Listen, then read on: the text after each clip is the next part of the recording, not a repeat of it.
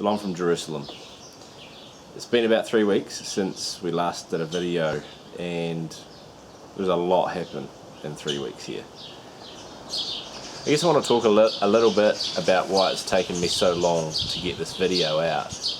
I had pushed myself a little bit too hard with trying to get serious videos out every week. I just want to thank the people who that I've spoken with over the last few weeks, the phone calls that I've been making home to a number of people. Thanks for your support, and thank you for the guidance on not overdoing it. It's really important to find a balance here for me and my family, and I'm my own worst enemy when it comes to overdoing it.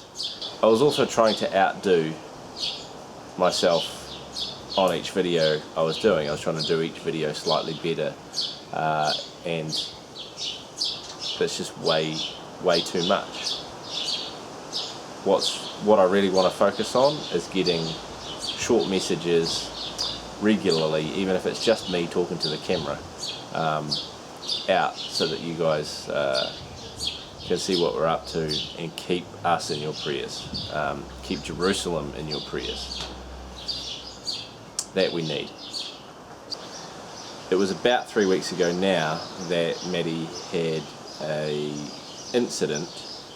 And when I say an incident, I don't want to worry anybody with this, but you would consider it an attack of kinds. There was a young man of a Palestinian or an Arab background who tried to follow her into our apartment building, and he forcibly got close and got uncomfortable, and Maddie was strong enough to really shove him away. The good news was that in obedience to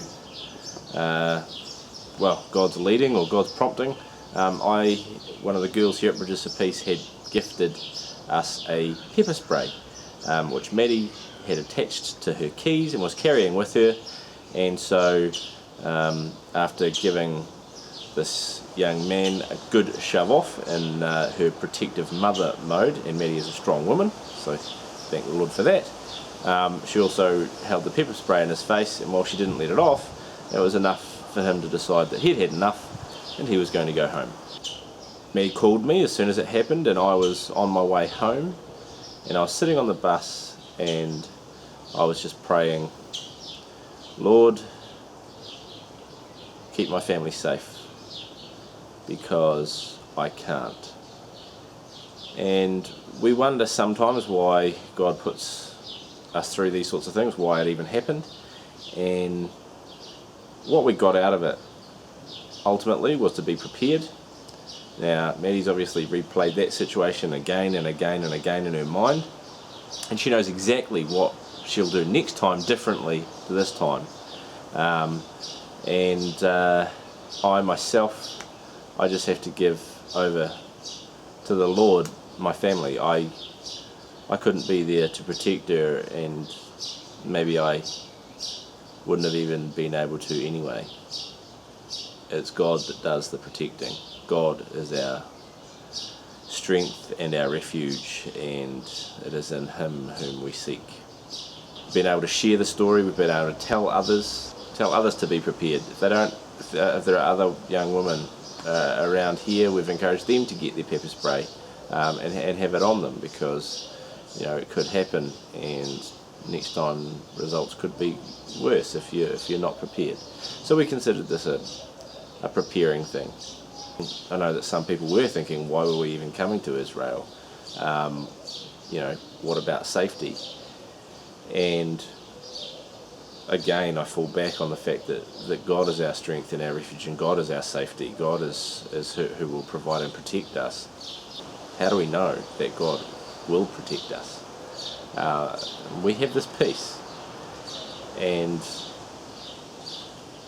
when I say we have this peace, Maddie has a peace. It's unbelievable to see how strong and unfailing she is in her daily life.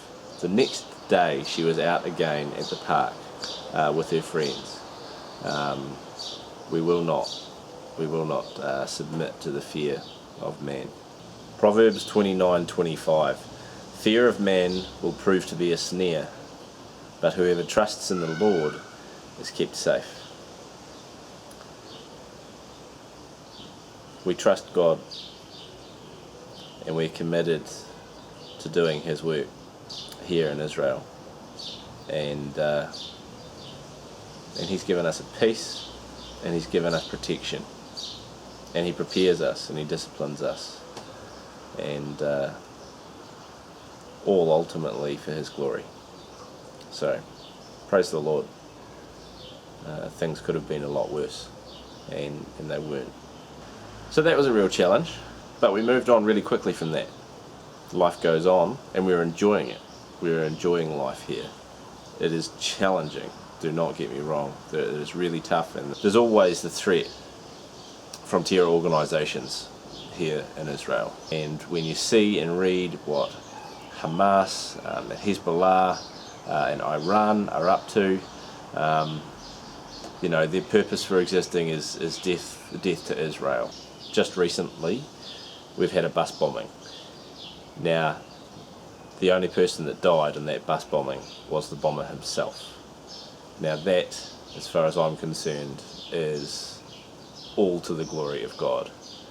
The number 12 bus that a lot of my workmates here travel on every day. The number 12 is a particular bus route. For some reason, at this time of day, and when I say this time of day, it was after about 5 o'clock, there was nobody on this bus except a mother and her daughter. Now, they were injured, but they're alive and they're recovering well. The bomber himself, he's gone. But the fact that at that time of day the bus was so empty is an absolute miracle.